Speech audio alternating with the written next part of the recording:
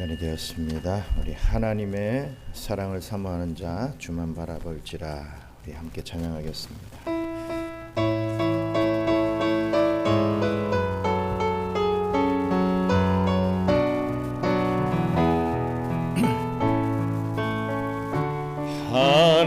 하나님의 사랑을 사모하는 자 하나님의 평안을 바라보는 자 너의 모든 것 창조하신 우리 주님이 너를 얼마나 사랑하시는지 하나님께 찬양과 경배하는 자 하나님의 선하심을 닮아가는 자 너의 모든 것 창조하신 우리 주님이 너를 자녀 삼으셨네.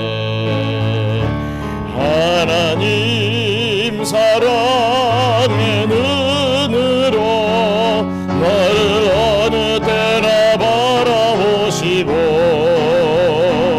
하나님 인정위로서 언제나 너에게 기울이시리. 어둠에 밝은 빛을 비춰주시고 너의 작은 신음에도 응답하시니 너는 어느 곳에 있든지 주를 향하고 주만 바라볼지라.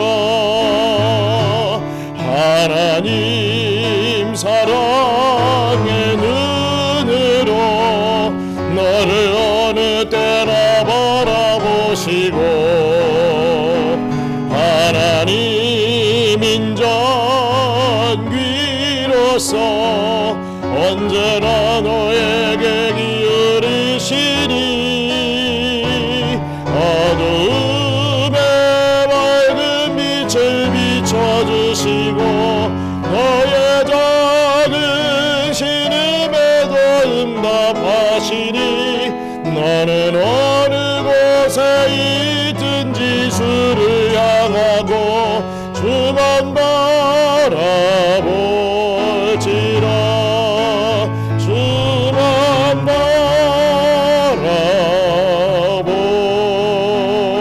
바라볼지라. 잠시 기도하고 우리 한 번 더 이 찬양 고백하도록 하겠습니다.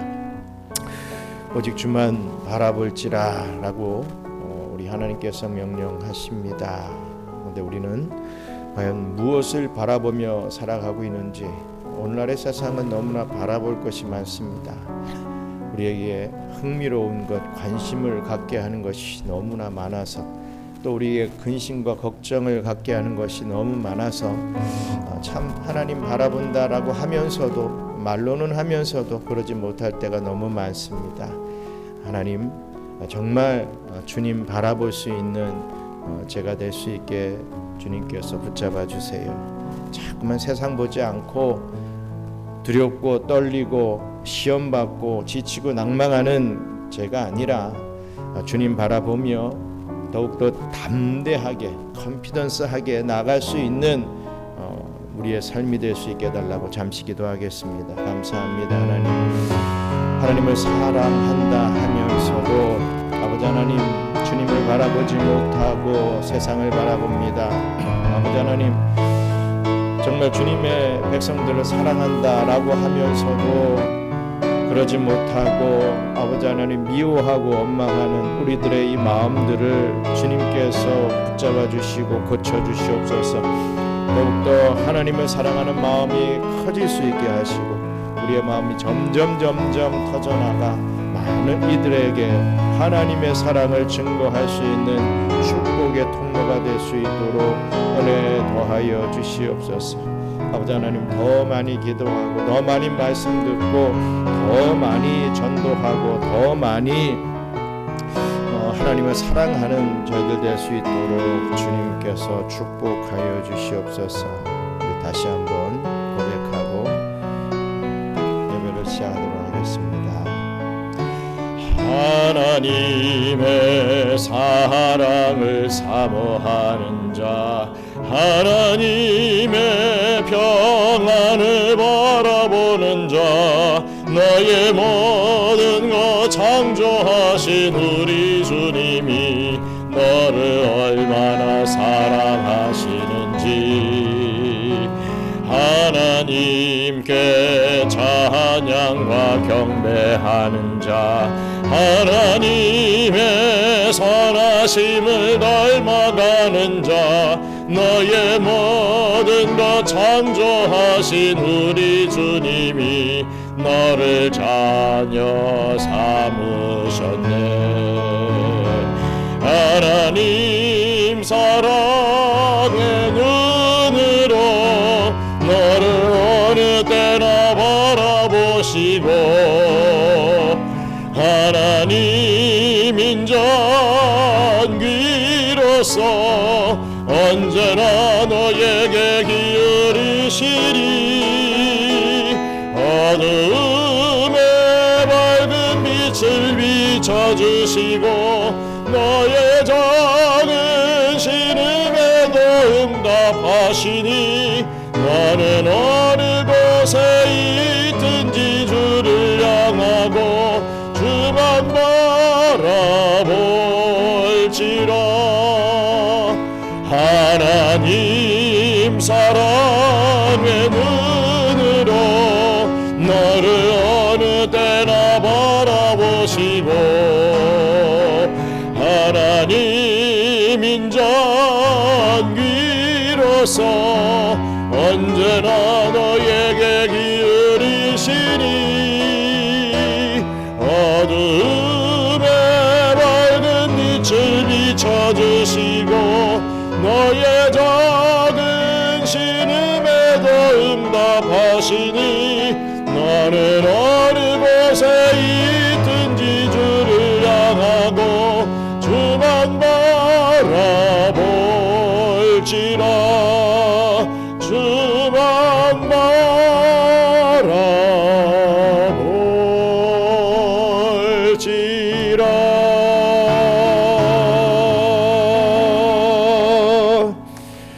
사도신경 신앙 고백하겠습니다. 전능하사 천지를 만드신 하나님 아버지를 내가 믿사오며 그 외아들 우리 주 예수 그리스도를 믿사오니 이는 성령으로 잉태하사 동정녀 마리아에게 나시고 본디오 빌라도에게 고난을 받으사 십자가에 못 박혀 죽으시고 장사한 지 사흘 만에 죽은 자 가운데서 다시 살아나시며 하늘에 오르사 전능하신 하나님 우편에 앉아 계시다가 저리로서 산자와 죽은 자를 심판하러 오시리라. 성령을 믿사오며 거룩한 공예와 성도가 서로 교통하는 것과 죄를 사하여 주시는 것과 몸이 다시 사는 것과 영원히 사는 것을 믿사옵나이다. 아멘. 기도하시겠습니다. 전능하신 하나님, 주님의 은혜에 감사드립니다. 우리가 때로 근심에 사로잡혀 낙심할 때마다 즉시 찾아오셔서 따뜻한 위로와 새로운 힘을 주시니 감사합니다. 우리가 때때로 넘어져 죄에 빠질지라도 한번 택하신 자녀를 결코 떠나지 아니하시고 끝까지 인도하셔서 마침내 영생을 누리게 하실 주님의 사랑을 찬양합니다. 지금 이 세상은 영적인 혼란과 불신, 이단의 미혹으로 가득 차 있으며 전쟁과 자연재해가 우리의 생명을 위협하고 있습니다. 이러한 때일수록 우리의 마음이 세상이 빼앗을 수 없는 주님의 평안과 소망으로 충만하게 하여 주시옵소서. 우리 경양 선교교회를 중심으로 끝까지 믿음으로 승리하는 그리스도의 용감한 군사들이 되게 하여 주시옵소서. 하나님께서 친히 세우신 경양 선교교회에 많은 성도들을 보내어 주시옵소서. 성도들이 심서 이웃을 전도하게 하시고 앞으로 이곳 수빅으로 들어오게 될 많은 한인들에게도 복음을 전할 수 있도록 축복하여 주시옵소서.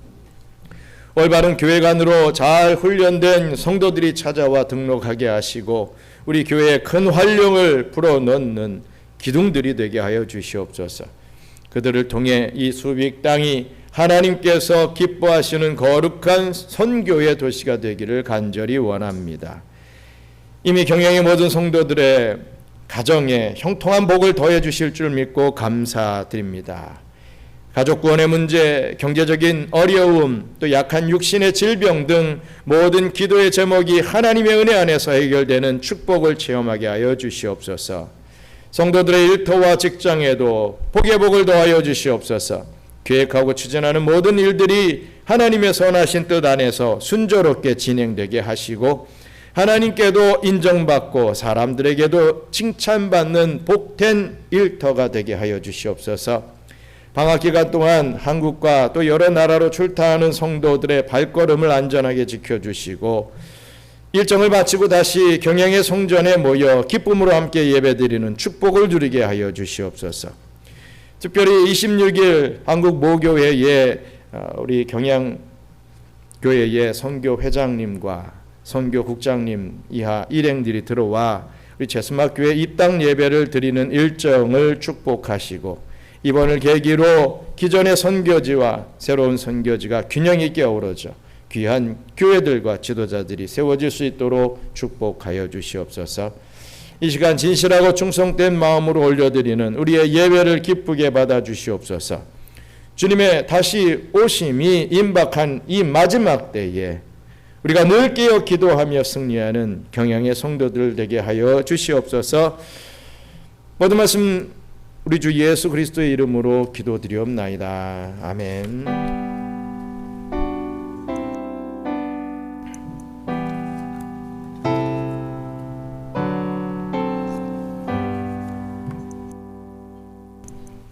하나님의 말씀 보겠습니다. 요한복음 16장 24절 말씀. 오늘 설교의 제목은 기쁨의 능력 기도입니다. 요한복음 16장 24절 말씀 함께 한 목소리로 봉독하겠습니다. 지금까지는 너희가 내 이름으로 아무것도 구하지 아니하였으나 구하라 그리하면 받으리니 너희 기쁨이 충만하리라. 아멘.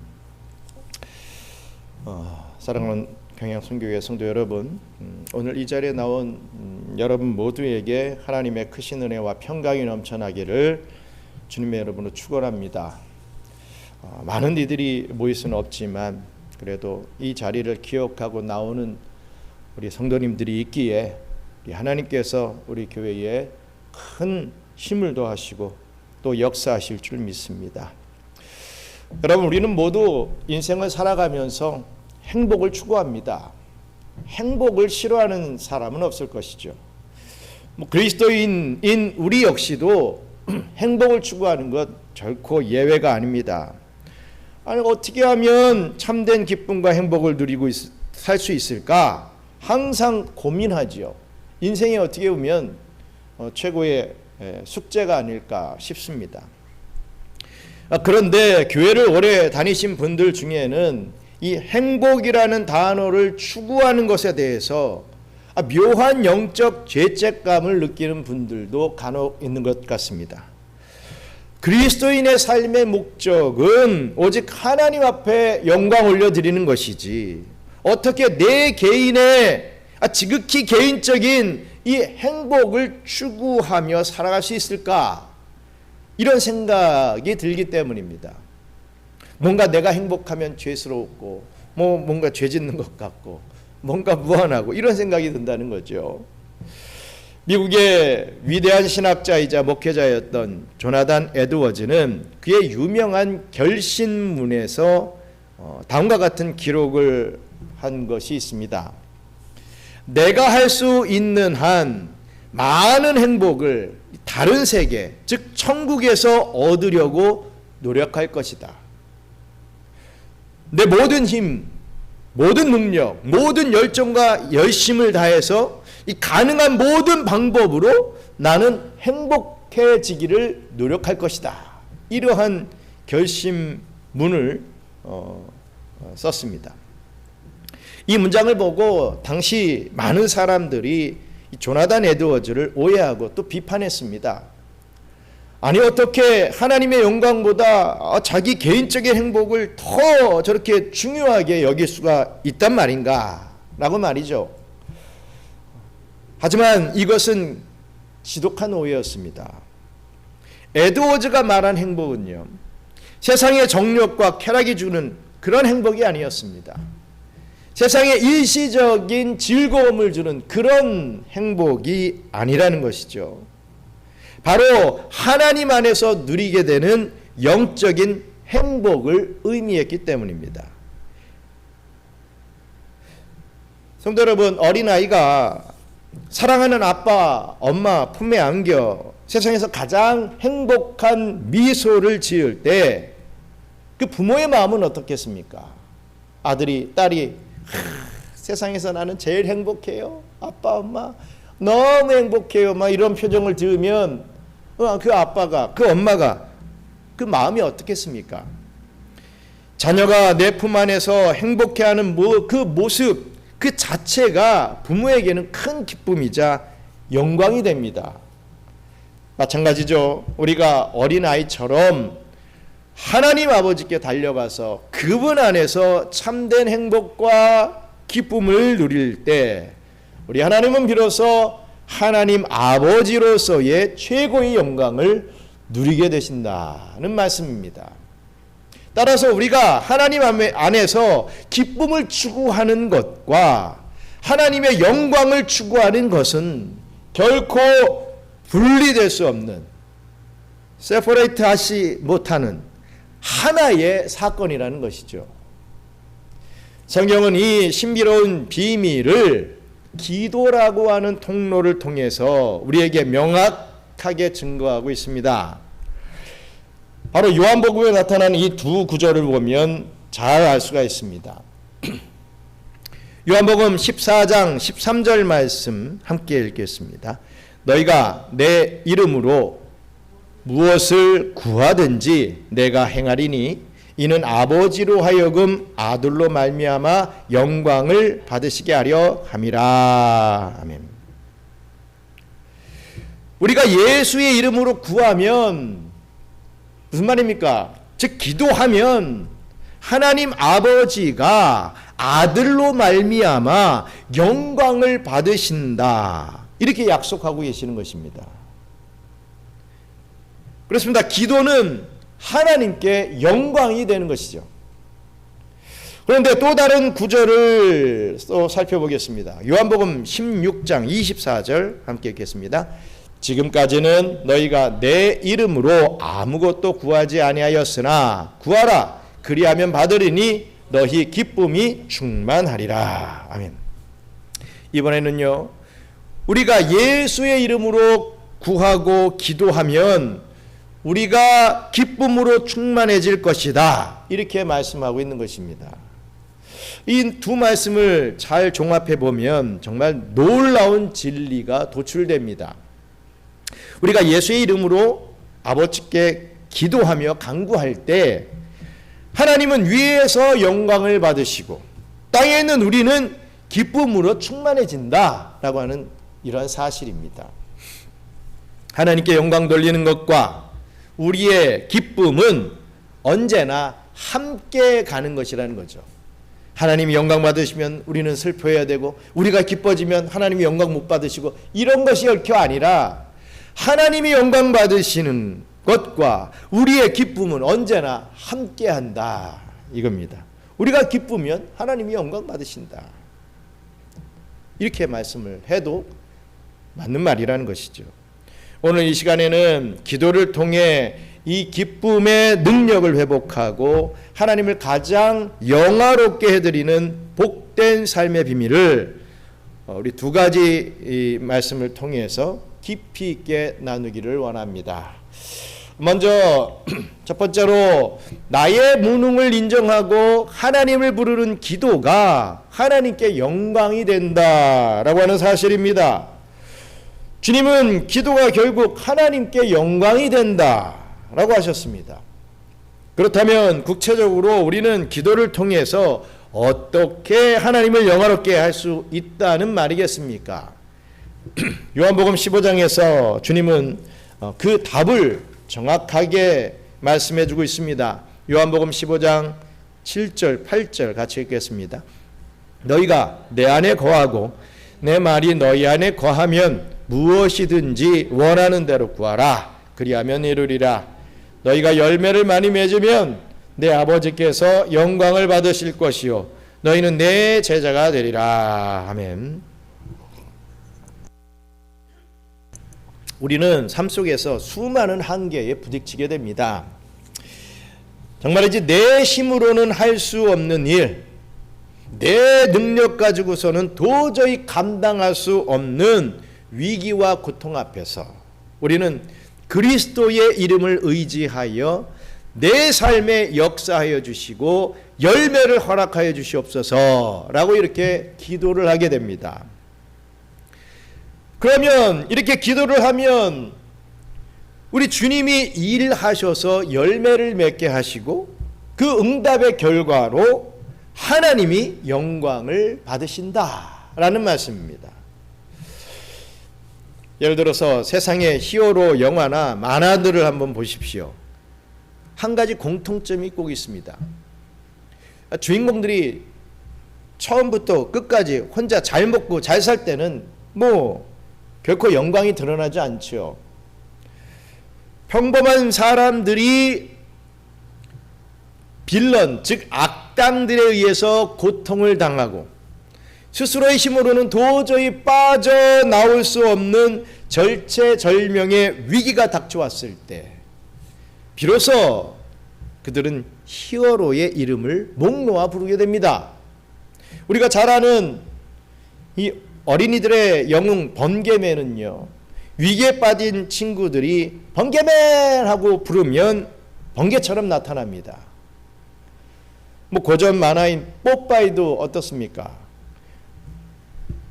이 뽀빠이에서 올리브는 위험에 처할 때마다 뽀빠이 살려주세요라고 외칩니다. 또 타잔에서의 제이는 타잔 살려주세요라고 부르짖습니다. 자단이 또 짠 나타나죠. 슈퍼맨이든 배트맨이든 아이언맨이든 헐크든 스파이더맨이든 모든 영웅들이 다 그렇습니다.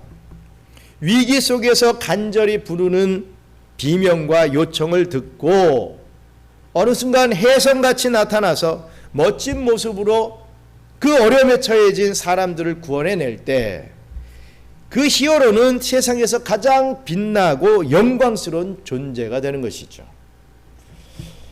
성도 여러분, 우리의 인생의 진짜 히어로가 누굽니까? 바로 우리 여호와 하나님이시죠. 하나님은 우리가 위기 속에서 부르짖을 때 우리를 도우시고 건지시며 구원하시는 분이십니다. 우리의 간절한 구함과 그 기도를 통하여서 그리고 그 기도를 들으시고 응답하심을 통하여 하나님은 당신의 영광을 온 천하에 드러내신다는 것입니다. 이런 면에서 볼 때 기도는요, 단순히 내 지극히 개인적인 소원을 성취하는 수단이 아니라는 것을 깨닫게 됩니다. 기도는 그리스도 없이는 내가 아무것도 할 수 없는 무능한 존재입니다 라고 하는 사실을 온 우주 앞에 공개적으로 선포하고 인정하는 내 자존심을 내려놓는 그러한 행위라는 것입니다. 나 자신에게 시선을 돌려 하나님만이 나에게 필요한 도움을 주실 수 있는 유일한 분이다 라는 것을 확신하며 그분께로 향하는 것이죠. 즉 기도는 나 자신을 철저히 도움이 필요한 가난한 자로 낮추고 하나님을 우주에서 가장 부유하고 능력 있는 분으로 높여드리는 최고의 경배가 됩니다. 요한복음 4장을 보면요, 예수님이 사마리아 우물가에서 한 여인을 만나는, 그래서 또 대화를 하시는 그런 장면들이 나오고 있습니다.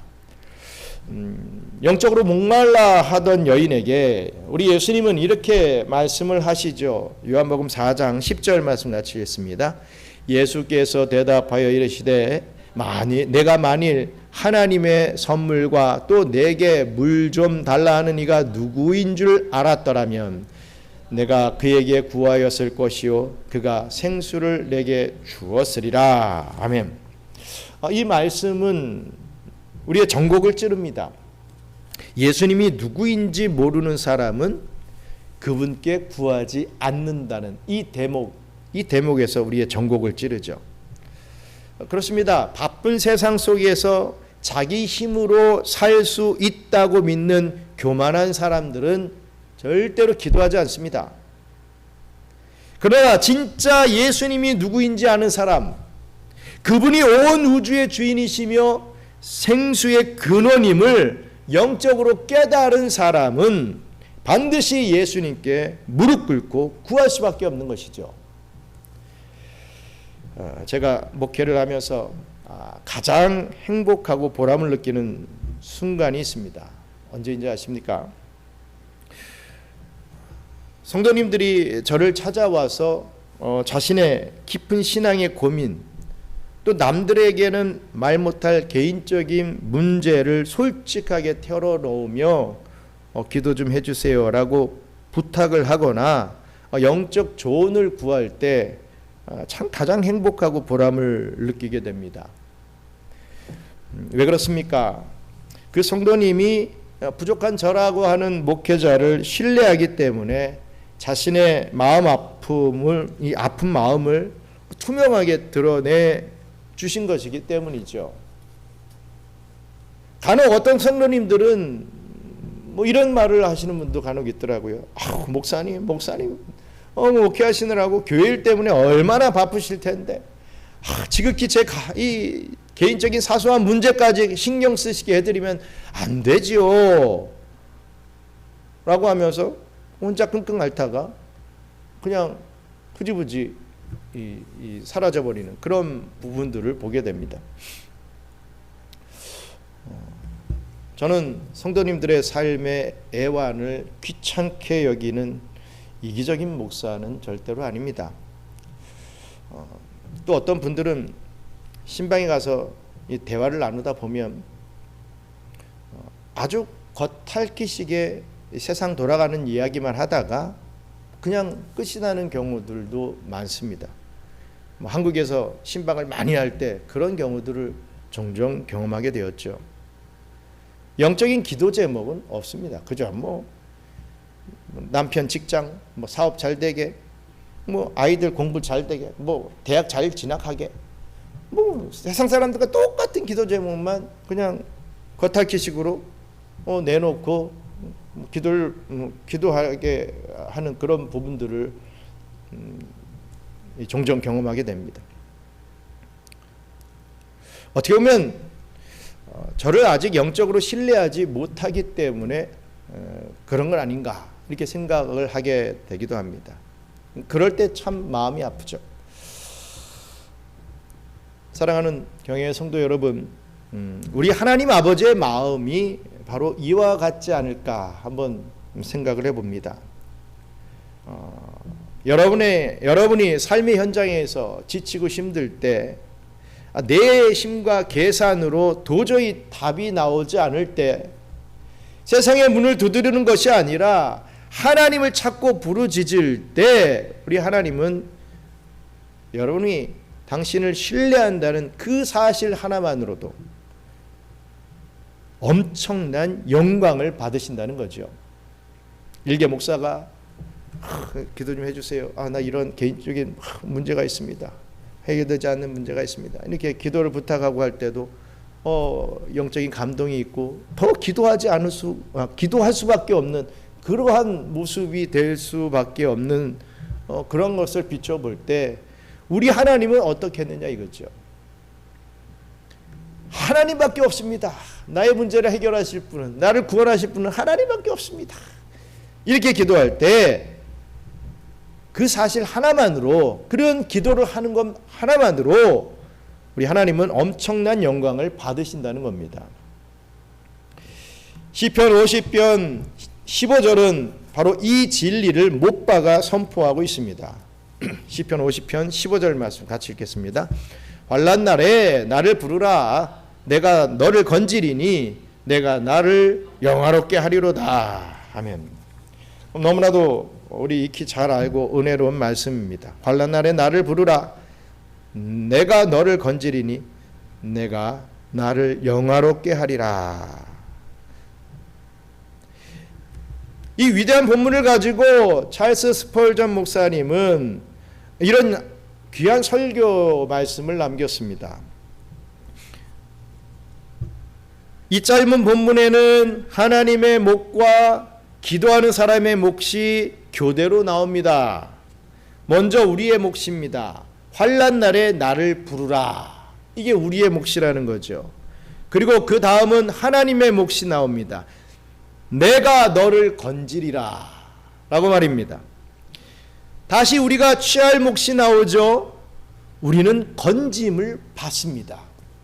내가 너를 건지리라 하신 그 하나님의 말씀대로 우리는 건짐을 받게 된다는 거죠. 그리고 마지막으로 다시 하나님의 몫입니다. 내가 나를 영화롭게 하리로다. 성도 여러분, 여기 하나님께 기도하고 도우심을 받는 우리와 하나님이 맺으시는 거룩한 언약, 일종의 계약이 있습니다. 하나님은 지금 우리에게 말씀하십니다. 너는 고통에서 구원을 얻을 것이고 나는 오직 그 일로 인하여 반드시 영광을 받으리라. 이 얼마나 기분 좋고 완벽한 이 동반자의 관계입니까? 우리는 우리에게 가장 절실한 구원과 도움을 얻게 되고 하나님은 오직 그의 이름에 합당한 최고의 영광만을 가져가신다는 거죠. 우리의 무능을 인정하고 주님의 이름을 부르는 이 기도가 하나님을 가장 영원하게 한다는 이 사실을 믿고 정말이지 하나님 앞에 이러한 기도를 올려드림으로 큰 영광 하나님 앞에 올려드릴 수 있는 저와 여러분들 되시기를, 또한 큰 기쁨을 받아 누릴 수 있는 저와 여러분들 되시기를 주님의 이름으로 축원합니다. 끝으로 하나님은 우리의 부족한 섬김을 받으시는 분이 아니라 우리를 공급하심으로 영광을 얻으시는 분이십니다. 우리가 기도의 자리에서 깨닫게 되는 영적인 대반전의 진리가 있습니다. 그것은 바로 우리가 하나님의 필요를 채워드리는 것이 아니라 하나님이 우리의 필요를 채우신다는 사실이죠. 이것을 조금 더 과감하게 표현하면요, 우리가 하나님을 섬겨서 그분을 높이는 것이 아니라 하나님이 우리를 섬김으로써 그분의 영광을 드러내신다 라고 해도 과언이 아니라는 것입니다. 아마 이 고백이, 이러한 고백이 귀에 익숙하지 않고 다소 불편하게 들리시는 그러한 성도들도 있을 것입니다. 왜냐하면 우리는 신앙생활을 시작할 때부터 피조물인 인간은 평생 목숨을 바쳐서 헌신해서 하나님을 섬겨야 한다, 이렇게 보통 훈련받았기 때문입니다. 감히 피조물인 우리가 왕이신 하나님으로부터 섬김을 받는다? 이런 표현을 쓰면 그것은 마치 신성모독처럼 무례하게 느껴지기도 하지요.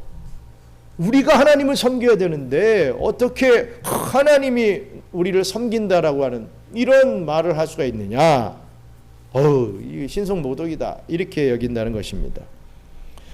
그러나 성경은 하나님의 영광과 하나님 되심의 속성에 대해서 우리가 생각하는 것과는 전혀 다르게 말씀하고 있습니다. 사도 바울이 아테네의 아레노 바고에서 외친 이 사도행전 17장, 이 사도행전 17장에서의 선포를 우리가 한번 살펴봐야 됩니다. 우리 사도행전 17장 24절로 25절 말씀 같이 읽겠습니다. 우주와 그 가운데 있는 만물을 지으신 하나님께서는 천지의 주제이시니 손으로 지은 전에 계시지 아니하시고 또 무엇이 부족한 것처럼 사람의 손으로 섬김을 받으시는 것이 아니니 이는 만민에게 생명과 호흡과 만물을 친히 주시는 이심이니라. 아멘. 성도 여러분, 우리는 오늘 이 수요 예배를 통해서 하나님을 섬긴다라고 하는 것이 무엇인지 진짜 정의를 바로 잡아야 할 것입니다. 우리가 뭐 돈을 많이 바치거나 뭐 대단한 종교적인 업적을 쌓아서 하나님의 부족한 부분을 채워드린다? 이것은 결코 섬김이 아닙니다. 하나님은 결핍이 없으신 완전하신 분이시기 때문이죠. 하나님이 뭐가 부족해가지고 우리가 채워드려야 뭔가를 이렇게 막 드리고 바쳐야만 하나님이 영광 받으신다? 하나님을 섬기는 것이다? 이거 아니라는 것입니다. 참된 섬김이란 내 삶의 자리에서 하나님이 진정한 하나님이 되시도록 인정해 드리는 것에 있습니다. 즉 온 만물의 공급자이신 그분의 풍성한 섬김을 내가 믿음으로 부끄러움 없이 공급받고, 하나님이 주시는 것 부끄러움 없이 공급받고, 그 공급받은 힘과 능력으로 내 삶의 열매를 이룬 뒤 모든 영광의 박수를 하나님 앞에 돌리는 것, 이것이 성경이 말하는 올바른 관계라는 것이죠. 예수님이 이 땅에 오신 목적도 이와 완전히 일치합니다. 마태복음 20장 28절 말씀 같이 읽겠습니다. 인자가 온 것은 섬김을 받으려 함이 아니라 도리어 섬기려 하고 자기 목숨을 많은 사람의 대속물로 주려 함이니라. 아멘. 예수님은 이 땅에 계실 때만 우리를 섬긴 것 절대로 아니었습니다. 장차 역사의 마지막 날 예수님이 가시적으로 재림하실 때 하실 파격적인 행동에 대해 누가복음은 또 이렇게 예언을 합니다. 누가복음 12장 37절 함께 읽겠습니다. 주인이 와서 깨어있는 것을 보면 그 종들은 복이 있으리로다. 내가 진실로 너희에게 이르노니 주인이 띠를 띠고 그 종들을 자리에 앉히고 나와 수종들리라. 아멘. 주인이 띠를 띠고 그 종들을 자리에 앉히고 나와 수종든다. 이런 말씀을 합니다.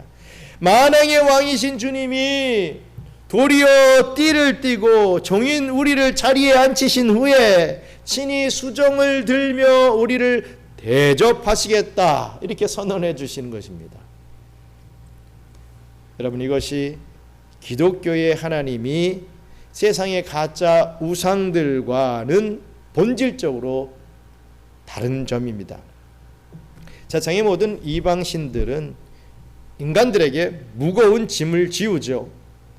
또 인간이 자신을 위해 끊임없이 피 흘려 일을 하고 재물을 바치게 함으로써 자신의 권위를 이 세상의 이방신들은 높이려고 합니다. 하지만 그렇게 인간의 노동과 공로에 기대는 것 자체가 그 신이 얼마나 무능하고 약한 이 결핍의 존재인지를 스스로 증명하는 꼴이 됩니다. 얼마나 신이 못났기에 사람이 막 이게 뭐 섬겨드리고 막 뭐 재물을 바치고 막 이래야만 된다? 이거는 참으로 신의 무능함을 나타내는 것이죠. 우상은 그렇다는 것입니다. 하지만 하나님은 다르다는 것이죠. 하나님은 결핍이 없는 하나님이십니다. 이사야 선지자는 인간의 어깨 위에서만 간신히 움직이는 그 바벨론의 우상들을 향해 통렬한 조롱을 마구마구 퍼부었습니다. 이사야서 46장 1절 함께 있습니다. 벨은 엎드러졌고 느보는 구부러졌도다. 그들의 우상들은 짐승과 가축에게 실렸으니 너희가 떠매고 다니던 그것들이 피곤한 짐승의 무거운 짐이 되었도다. 아멘.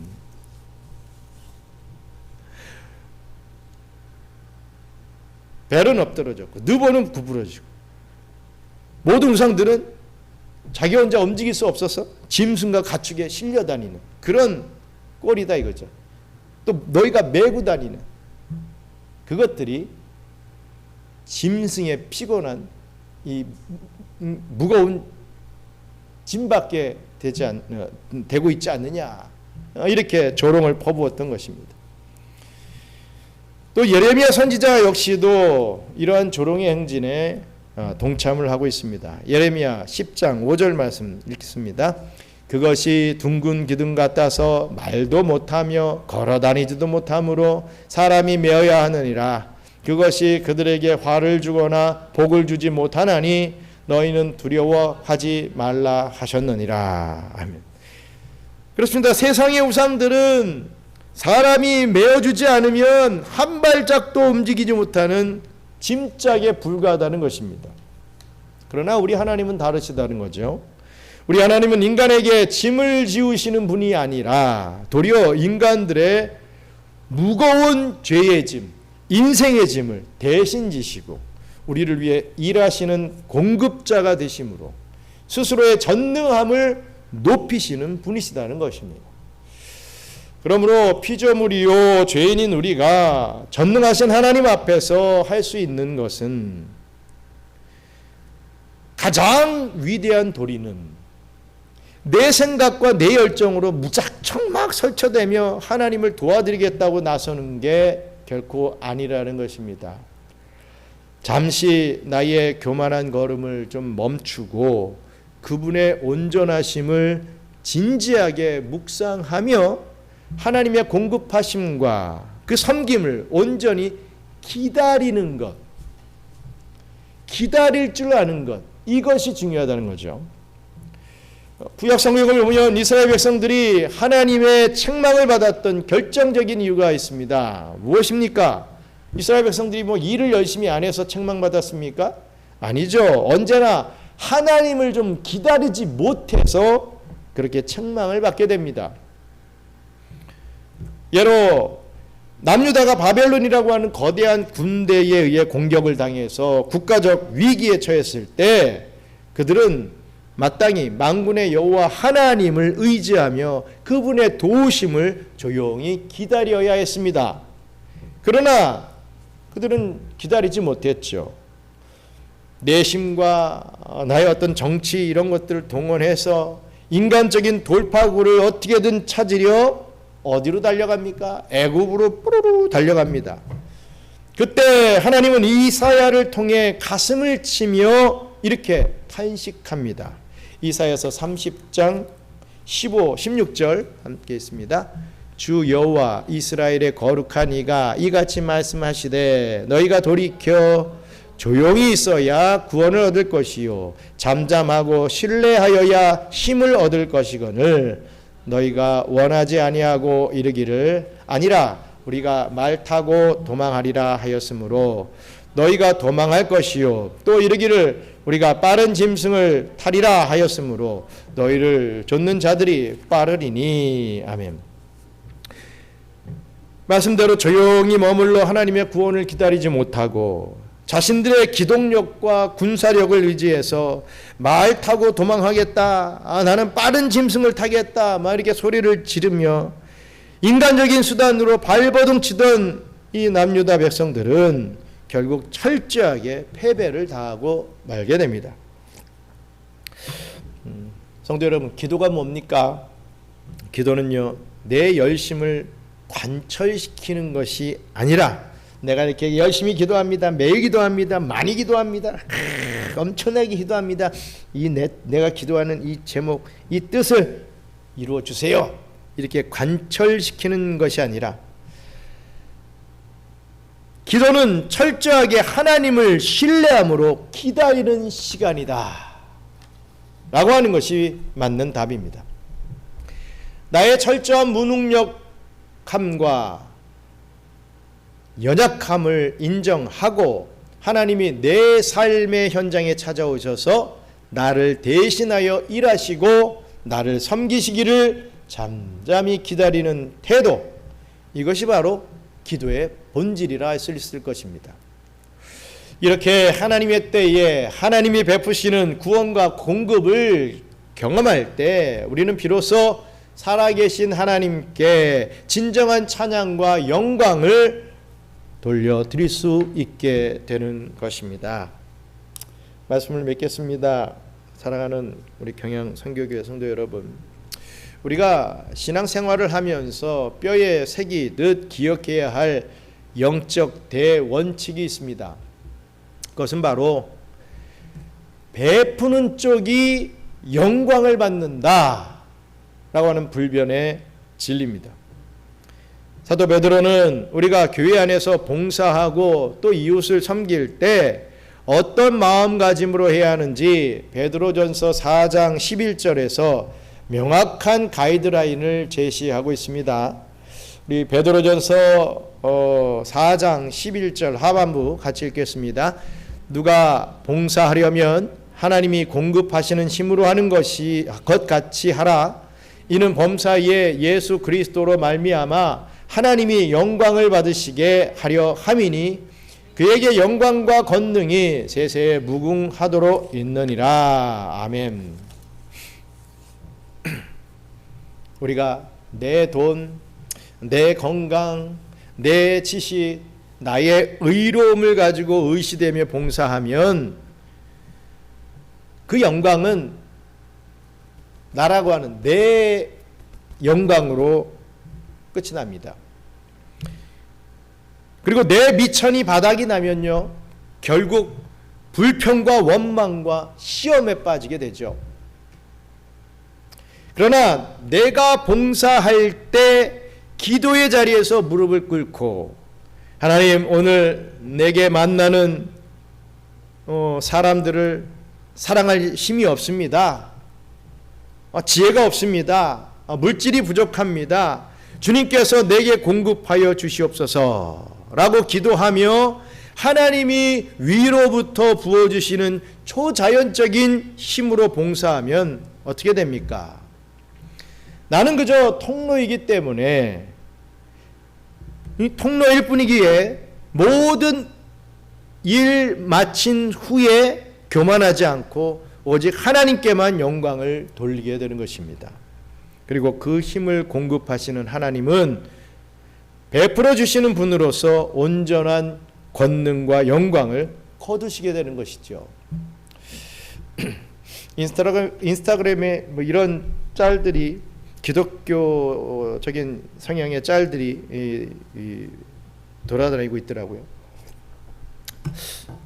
어떤 한 남자가 이 짐이죠, 이 헬스장에서 아무도 없는 데서 이제 혼자 완전히 엎어져서 기도를 하는 것을 봅니다. 그러면서 이제 설명이 나오죠.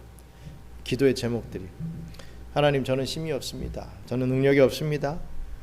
우리 이 헬스장에 오시는 분들을 내가 이렇게 케어하고 또 그것을 통해서 또 하나님께 이렇게 영광 올려 드릴 수 있는 그러한 좀 은혜를 베풀어 달라고, 내가 이 최선을 다해서 이 일을 해서 하나님이 영광 받으실 수 있도록 은혜 베풀어 달라고 하면서 자기 일터에서 그 일이 시작하기 전에 그렇게 기도를 하더라고요.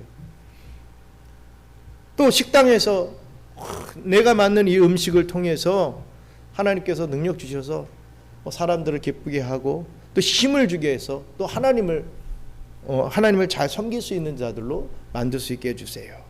이렇게 음식 만들기 전에 기도를 하고 시작하는, 각자의 일터에서 그런 기도를 하는 모습들을 봤습니다. 내가 일을 하고 내가 이 직장에서 내가 이 사업처에서 뭘 하는 것 같지만 우리 하나님께서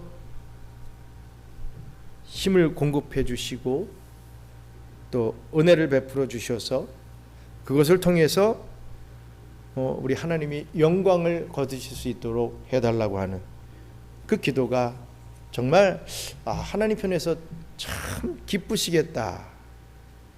나도 저렇게 기도해야 되겠다. 정말 저런 마인드로 기도하며 목회 사역을 해야 되겠다라고 하는 도전을 받게 됩니다.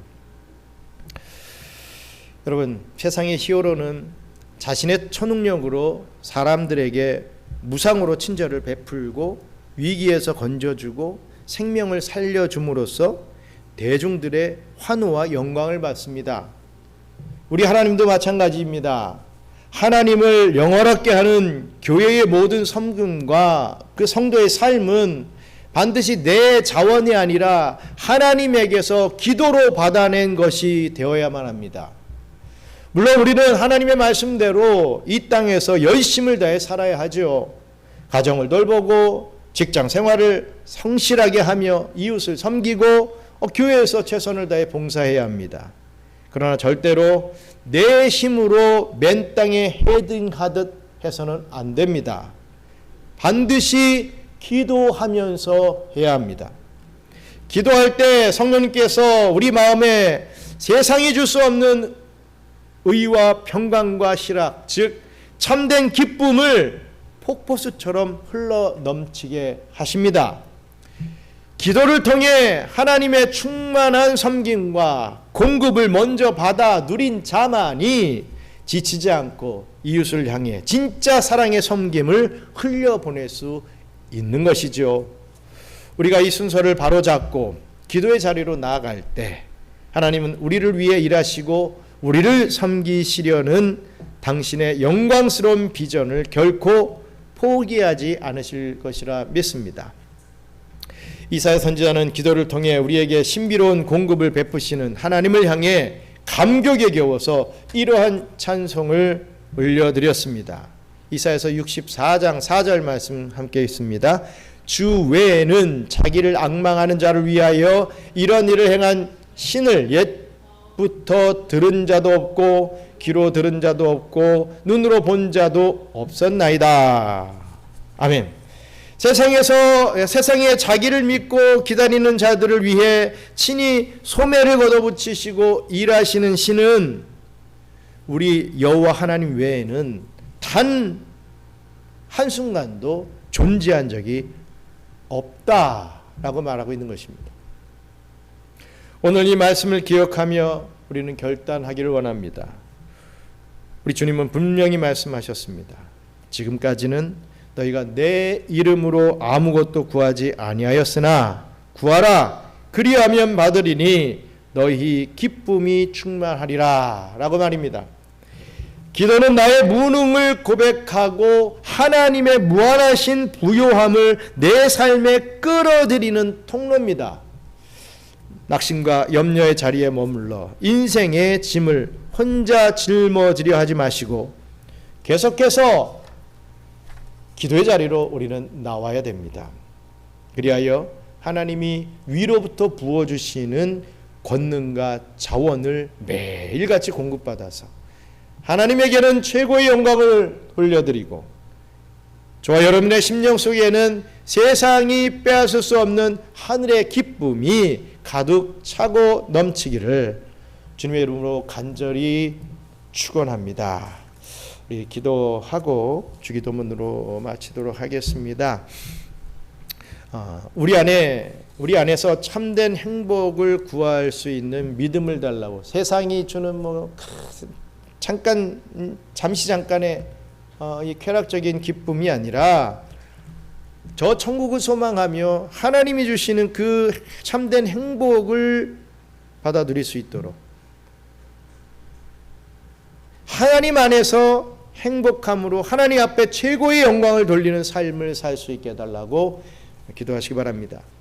또 내 무능을 인정하고 전능하신 하나님만 의지하게 해달라고 내심과 경험으로 살려고 하는 그런 교만을 좀 내려놓고 환난 날 오직 예수님의 이름으로 부르짖는 그 기도의 자리를 어찌든지 사수할 수 있게 해달라고 기도하시기 바랍니다.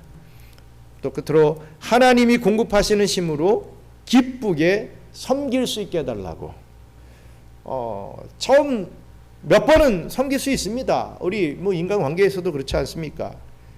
하지만 어떤 이런 기쁨이 없이 섬기는 것은 나중에 지치죠. 또 섬긴 사람도 그렇지만 섬김을 받는 사람도 예전에는 이렇게 섬기더니 지금은 요거밖에 안 하네? 나를 무시하나? 나에게 무슨 화난도 있나? 뭐 이러면서 관계가 틀어지게 됩니다. 하나님이 공급하시는 신과 그 기쁨을 가지고 우리가 섬길 수 있는 그런 은혜를 베풀어 달라고, 성령 충만함을 베풀어 달라고 기도하시기 바랍니다. 그래서 하나님이 주시는 능력으로 감당하게 하시고 원망 없이 오직 기쁨과 평강만이 가득한 우리 경양의 성도들의 심령이 될 수 있도록, 또 이 성도들 간의 관계가 될 수 있게 해달라고 우리 함께 기도하겠습니다. 감사합니다. 하나님, 세상이 주는 정욕적인 쾌락이 아니라 오직 하나님 아버지의 품 안에서 어린아이처럼 참된 평안과 기쁨을 누리게 하시고, 내가 하나님 안에서 행복함으로 하나님께 최고의 영광을 돌리는 삶을 살 수 있게 도와주시옵소서. 내심과 경험으로 살려는 교만을 좀 내려놓고 환난 날에 오직 예수의 이름으로 부르짖는 기도의 자리를 끝까지 사수하게 하여 주시옵소서. 나의 무능 위에 일하시는 우리 하나님의 전능하심을 삶의 열매로 경험할 수 있도록 축복해 주시옵소서. 내 조급함을 버리고 잠잠히 하나님의 일하심을 기다리는 영적 인내를 주시옵소서. 가정과 교회에서 봉사할 때 내심이 아닌 하나님이 주신 능력으로 감당하게 하사 원망 없이 오직 기쁨과 평강만 가득하게 하여 주시옵소서. 이러한 참된 기쁨이 넘치게 하시고 오직 하나님 앞에 큰 영광을 올려드릴 수 있는 저희들 될 수 있게 축복해 주시옵소서. 사랑과 은혜가 풍성하신 하나님 아버지, 오늘 귀한 말씀을 통해서 우리의 진정한 행복과 하나님의 영광이 어떻게 기도로 연결되는지 깨닫게 하신 것을 감사드립니다. 우리가 그동안 하나님을 믿으면서도 내 힘과 내 지혜로만 버티려 하느라 고단하고 메마른 삶을 살았음을 고백합니다. 이 시간 우리의 영적 교만과 또 조급함을 십자가 앞에 다 내려놓게 하여 주시옵소서. 우리가 영적인 파산 상태임을 겸손히 인정하며 기도의 자리로 나아갈 때 하늘 문을 여시고 주님의 부요함과 전능하심을 우리 삶에 쏟아부어 주시옵소서. 세상이 줄 수 없는 신령한 생수와 평안을 공급하여 주시옵소서. 그리하여 경양선교교회 모든 성도들이 하나님 안에서 가장 행복한 자녀들이 되게 하시고 우리가 누리는 그 기쁨의 열매를 통해 오직 하나님 홀로 영광을 거두어 주시옵소서. 기도의 골방에서 날마다 세상을 이길 힘을 얻게 하실 줄 믿사오며 우리를 친히 섬기시며 생명까지 내어주신 예수 그리스도의 이름으로 간절히 기도드리옵나이다. 아멘. 주기도문으로 마치겠습니다. 하늘에 계신 우리 아버지여, 이름을 거룩히 여김을 받으시오며 나라의 마옵시며 뜻이 하늘에서 이룬 것 같이 땅에서도 이루어지리이다. 오늘날 우리에게 일용할 양식을 주옵시고 우리가 우리에게 죄진 자를 사해 준 것 같이 우리 죄를 사하여 주시옵고 우리를 시험에 들게 하지 마시옵고 다만 악에서 구하옵소서. 나라와 권세와 영광이 아버지께 영원히 있사옵나이다. 아멘.